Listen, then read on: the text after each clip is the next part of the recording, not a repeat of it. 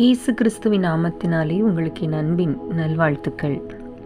மத்தேயு 27 அதிகாரம் 26 அப்பொழுது அவன் பரபாசை அவர்களுக்கு விடுதலையாக்கி இயேசுவையோ வாரினால் அடிப்பித்து சிலுவையில் அறையும்படிக்கு ஒப்பு கொடுத்தான். இந்த சம்பவத்தை நீங்களும் நானும் வாசிக்கும் பொழுது இயேசு கிறிஸ்துவனுடைய சிலுவையின் பாடுகளில் ஒன்றாக போர்ச்சேவகருக்கு முன்பாக, பிலாத்துக்கு முன்பாக, யூதர் அபிமார்களுக்கு முன்பாக நிறுத்தப்பட்ட ஒரு சம்பவம். அன்பு தேவனுடைய பிள்ளைகளே, இந்த லெந்து நாட்களில் நாம் சிலுவை பற்றி தியானித்துக் கொண்டிருக்கிறோம். இந்த இடத்திலே எப்படியாகிலும் பிலாத்து இயேசுவை தப்பித்துவிட வேண்டும், அவரை இந்த இடத்திலிருந்து மாற்றிவிட வேண்டும் என்று அவன் முழுமையாக பிரயாசப்பட்டவனாக இயேசுவை அவ்விடத்திலே கொண்டு வந்து நிறுத்தி ஜனங்களோடு பேசினார். அப்பொழுது அவர்கள் என்ன சொன்னார்களாம்? நீங்கள் அவ்வதிகாரத்தில் 27 21 நீங்கள் வாசித்து பார்த்து விடுதலை பண்ண வேண்டும். இந்த பரபாஸ் என்பவன் கள்ளனாயிருந்தான், திருடனாயிருந்தான் என்று சொல்லப்படுகிறது. பிற்காலங்களில் இந்த பரபாஸ் இயேசுவின் நாளை ரட்சிக்கப்பட்டு அவருடைய வார்த்தையை கேட்டு கீழ்ப்படிந்து ஒரு ஊழியம் செய்தான் என்று சரித்திரம் பரபாசை குறித்து சொல்லப்பட்டிருக்கிறது. அன்பு தேவனுடைய பிள்ளைகளே, இயேசு கிறிஸ்து சிலுவையிலே போகுவதற்கு முன்பதாகவே கூட ஒரு மனிதனுக்கு நித்திய ஜீவனுடைய வழியை காண்பித்தார். அவர் சிலுவையிலே தொங்கின நேரத்திலும் கூட உங்களையும் என்னையும் தாய் உள்ளம் கொண்ட தேவன் நம்மை விட்டு கொடுக்காமல் இந்த உலகத்தினுடைய எல்லா மனிதனுடைய பாவத்துக்காக கிருபாதார பலியாக மாறிப்போனார். என்னே ஒரு தியாகம்! உலகத்திலே எல்லாருடைய அன்பு ஏதோ ஒரு மூலையிலே கரைந்துவிடும், அல்லது தொலைந்துவிடும், அல்லது மறைந்துவிடும். ஆனால் கிறிஸ்துவின் அன்போ என்றென்றைக்கும் நமக்கு முன்பாக நிலைத்திருக்கும். அன்பினுடைய உச்சக்கட்டம்தான் சிலுவை. அன்பினுடைய உச்சக்கட்டம் சிலுவையினுடைய பாடுகள் என்பதை மறந்து போகக்கூடாது. இந்த லெந்து நாட்களிலே ஒரு திருடனை வெளியே விட்டு நீதிமானை ரோம போர்ச்சேவகர்கள் அறைந்தார்கள். அப்படியாக உங்கள் வாழ்க்கையிலும் கூட உங்களுக்கு திருட்டு பட்டம் கொடுத்து உங்களை துச்சனமாக எண்ணி உங்களுடைய நீதியை அநீதியாக சொல்லி உங்களை எல்லாரும் சிலுவையில் அறையும்படி உங்களுக்கு விரோதமான காரியங்களை சொல்லுகிறார்களா? நீங்கள் தைரியமாயிருங்கள். நம்முடைய ராஜா இந்த உலகத்தை சந்திக்க வருவார். அவர் சந்திக்க வரும்போது அவர் நீதிமான்களை அழைப்பார். சங்கீதம் 50 சொல்லப்பட்டிருக்கிறது, பலிகளினாலே என்னோடு கூட உடன்படிக்கை பண்ணின என்னுடைய பரிசுத்தவான்களை கூட்டுங்கள் என்று சொல்லுவாராம்.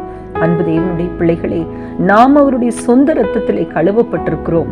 ஆகையினால் இயேசு கிறிஸ்து பாடுபட்டு சிலுவையில் மரித்து அடக்கம் பண்ணப்பட்டு 3ஆம் நாள் உயிரோடு எழுந்தார் அல்லவா? அப்படிப்பட்ட ஒரு உன்னத அழைப்பை பிதா அவருக்கு கொடுத்த பொழுது அவர் அதை அங்கீகரித்து ஏற்றுக்கொண்டார். அன்பு தேவனுடைய பிள்ளைகளே, இந்த பரபாஸ் அநேக ஊழியங்களை செய்தான் என்றும் சரித்திரத்திலே சொல்லப்படுகிறது. அன்பு தேவனுடைய பிள்ளைகளே, அவர் சிலுவையிலே மீட்பை வாங்கி தந்தார். அவர் சிலுவையிலே நமக்கு ரட்சிப்பை வாங்கி தந்தார். அவர் சிலுவையிலே நமக்கு ஒரு மகா பெரிய சமாதானத்தை வாங்கி தந்தார். நம்மீது விழ வேண்டிய எல்லா ஆக்கினைகளை தன் மீது அவர் ஏற்றுக்கொண்டதினால்தான் அவர் பிந்தின ஆதாமாக புறப்பட்டார். என் அன்பு தேவனுடைய பிள்ளைகளை, முந்தின ஆதாம் பாவத்திலே விழுந்து போனதினால் அவனுக்கு தேவனுடைய குரல் கடினமாக இருந்தது. ஆனால் பிந்தின ஆதாமோ நம்மை சுத்திகரிக்கும்படி தன்னுடைய கடைசி சொட்டு ரத்தத்தை கொடுத்தார். இந்த தியாகத்துக்கு முன்பாக, இந்த ஊழியத்திற்கு முன்பாக, இந்த அர்ப்பணிப்புக்கு முன்பாக எல்லாம் மாயை என்பதை நீங்களும் நானும் அறிந்து கொள்ளுவோம். அருமையான கர்த்தருடைய பிள்ளைகளை, சோர்ந்து போகாதீங்க. உங்க வாழ்க்கையில் இருக்கிற பிரச்சனைகளுக்கெல்லாம் ஒரு முடிவை உண்டு பண்ண, உங்கள் வாழ்க்கையில் இருக்கிற நிந்தைகளுக்கெல்லாம் ஒரு முடிவு உண்டு பண்ண ஆண்டவர் இந்த வருடத்திலே உங்களுக்கு நன்மைகளை கட்டளிட போகிறார். நீங்கள் செய்ய வேண்டிய காரியம், பரபாசை விடுதலையாக்கின தேவன் உங்களையும் விடுதலையாக்கி உங்களுக்கு ஒரு ஊழியத்தை கொடுத்து உங்களை கனப்படுத்தி உங்களை ஆசீர்வதிக்க போகிறார். என் பிள்ளைகளுடைய படிப்பிலே நான் என்ன செய்ய போகிறேன் என்று கலங்குகிறீர்களா? என் வாழ்க்கையில நான் தனிமையா இருக்கிறேன், நான் என்ன செய்ய போகிறேன், என்னை எல்லாரும் உதாசீனப்படுத்துகிறார்களே, என்னை குற்றம் சாட்டுகிறார்களே என்று நீங்கள் புலம்ப வேண்டாம் பிரியமானவர்களே. மாறாக ஒன்று செய்யுங்கள். இயேசு செய்தது போல அவர் அமைதி காத்தார். நீங்கள் அமைதியோடு ஜெப நிலையிலே ஆண்டவரோடு கூட தரித்து நில்லுங்கள். யோசித்து பாருங்கள், இயேசு கிறிஸ்து சிலுவைக்கு போவதற்கு முன்பாக கெத்செமனே தோட்டத்தில் அடிக்கடி போய் அவர் முழங்கால் படியிட்டு பிதாவை நோக்கி வல்லமையாக ஜெபம் ஏறெடுத்தார். அன்று ராத்திரியும் கூட அவர் வல்லமையான ஜெபங்களை ஏறெடுத்தார். ஆகையால் தான் இந்த பாடுகளை தாண்டி போக முடிந்தது. இயேசு தாண்டின துன்பங்கள் என்னை தாண்டியும் செல்லாதே என்று அருமையான சாராள் நவரோஜி அம்மையார் பாடினது போல இயேசு பட்ட பாடுகளை நாம் பட அவசியமில்லை.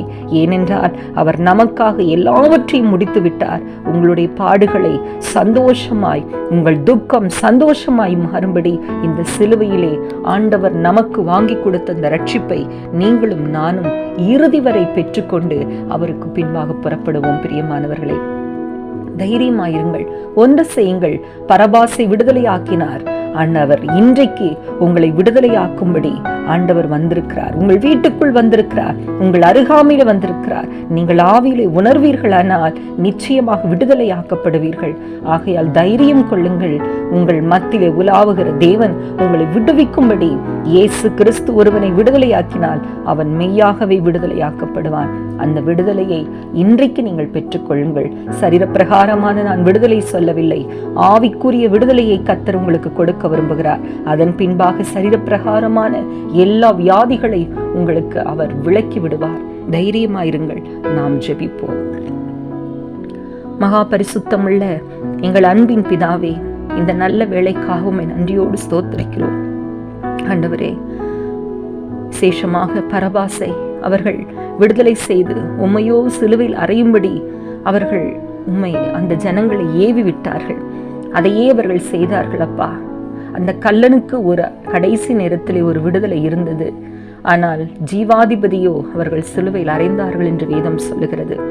இந்த வேளையிலும் கூட ஆண்டவரே, விசேஷமாக எத்தனையோ நேரங்களிலே நாங்கள் விடுவிக்கப்படாமல் இருக்கிறோம். இன்றைக்கு உம்முடைய இரத்தத்தினாலும் உம்முடைய தழும்புகளாலும் உம்முடைய நாமத்தினாலும் நாங்கள் விடுவிக்கப்பட்டிருக்கிறோம் என்கிற நிச்சயத்தோடு கூட எங்கள் விசுவாச ஓட்டத்தை ஓட எங்களுக்கு பலன் தாரும். இந்த வசனத்தை கேட்டுக்கொண்டிருக்கிறவர்கள் என்னென்ன கட்டுகளோடு இருந்தாலும் அவர்களை இயேசு கிறிஸ்துவின் நாமத்தினாலே நீர் விடுவிக்கும்படி உம்மிடத்தில் நாங்கள் மன்றாடுகிறோம்.